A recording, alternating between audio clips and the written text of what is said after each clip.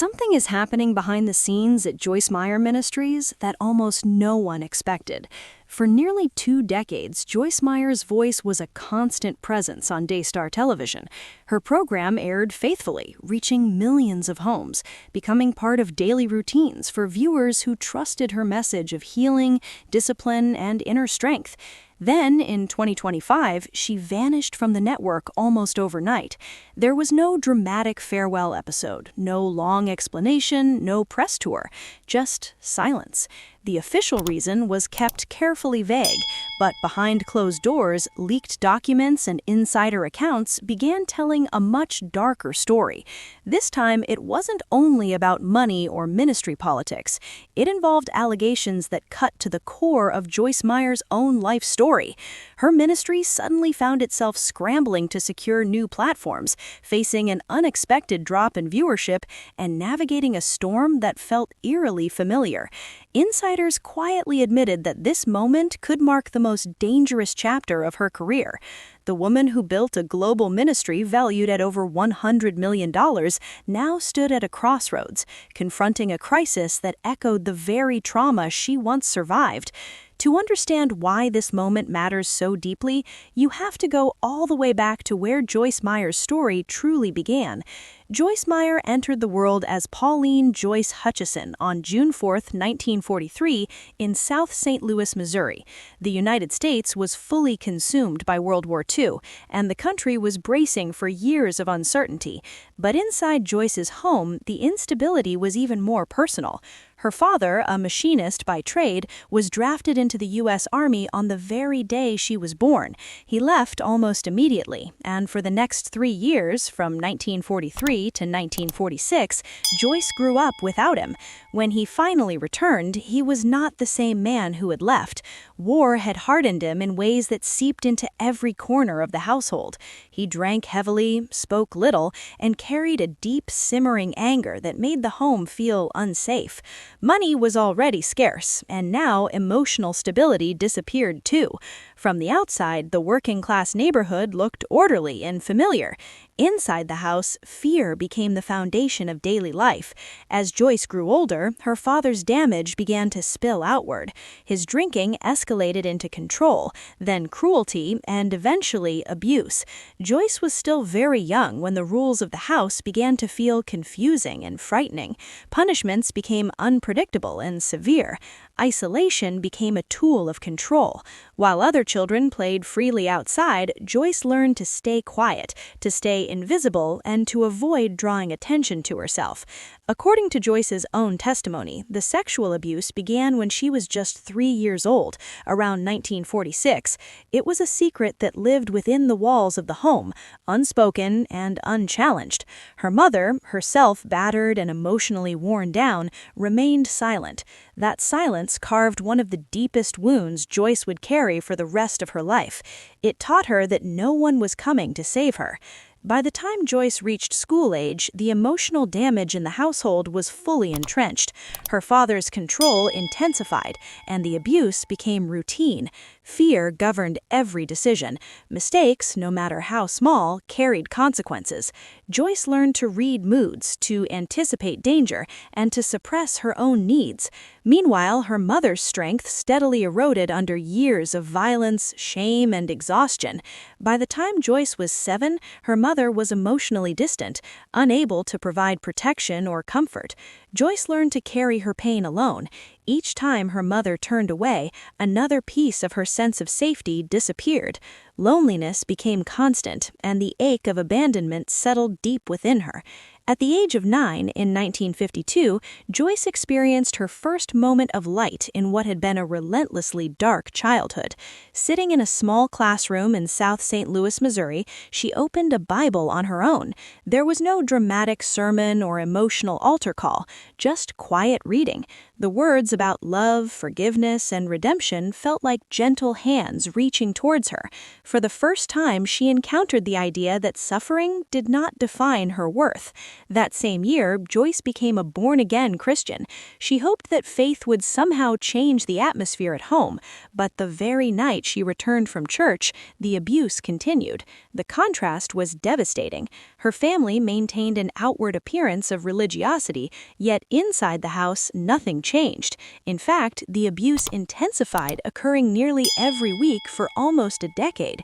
From ages 10 to 18, Joyce endured what she later described as more than 200 separate incidents of sexual assault. Fear was her father's primary weapon. He threatened her, manipulated her, and convinced her that speaking out would destroy the family or land her in an institution. He even targeted other girls in the neighborhood, but Joyce remained his primary victim. Everything was calculated. Everything depended on silence. During her early teenage years, the abuse took another disturbing turn when her father began using pornography as a means of control, forcing her to watch it to confuse and shame her. By age 12, Joyce believed she was worthless, not just because of what was happening to her, but because of what she was told every day. Shame, fear, and confusion wrapped tightly around her sense of identity. Her mother's silence remained one of the deepest sources of pain. She longed for intervention, for someone to stand between her and the harm.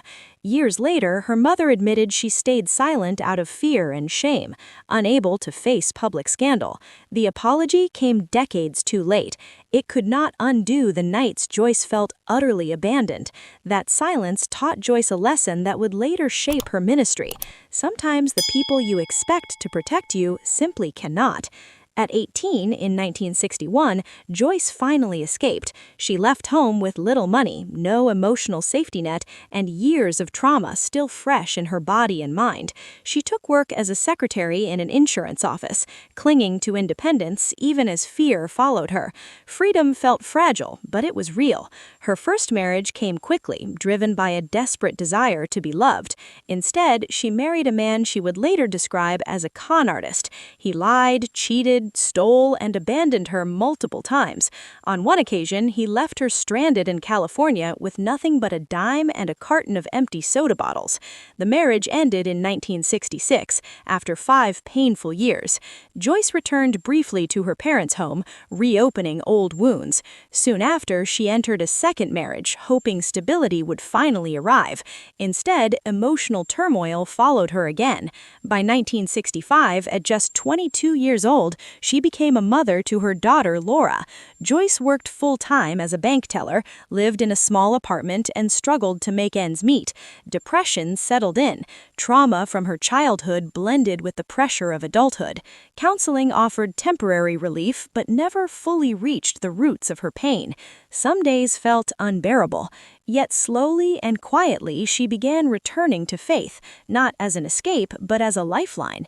In 1976, at 33 years old, Joyce experienced a moment that would alter the course of her life. Driving to work early one morning, frustrated and exhausted, she prayed in the same habitual way she always had. Then something changed. She later said she heard her name spoken 3 times, clearly and unmistakably. The experience filled her car with an overwhelming presence. She described feeling shaken, humbled, and deeply alive. Though she had been a Christian for years, this moment awakened something dormant within her. That day marked the shift from private belief to purposeful calling. She began small, gathering coworkers during lunch breaks for Bible study. With guidance from her pastor, she opened a Thompson Chain Reference Bible and began teaching from the book of John. Attendance grew quickly. Rain or snow, people showed up. They connected with her honesty, her willingness to admit she was still learning, and her focus on real-life struggles. A second study group formed and ran for 5 years. By the early 1980s, Joyce and her husband joined Life Christian Center in Fenton, Missouri, a small church with only 30 members. Joyce began a women's Bible study in her home, expecting a modest turnout. Instead, 150 women arrived. The group grew to over 500 weekly. Pastor Rick Shelton noticed her impact and invited her to speak on Sundays. In 1980, he ordained her as an associate pastor, an uncommon move for a woman at the time. Joyce counseled people who carried wounds similar to her own. She co-hosted a short radio segment focused on emotional healing, planting the seeds for something much larger. In 1983, she launched her own radio program, Life in the Word. What began on one local station quickly expanded across the Midwest.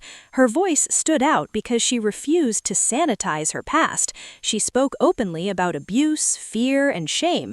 Letters poured in.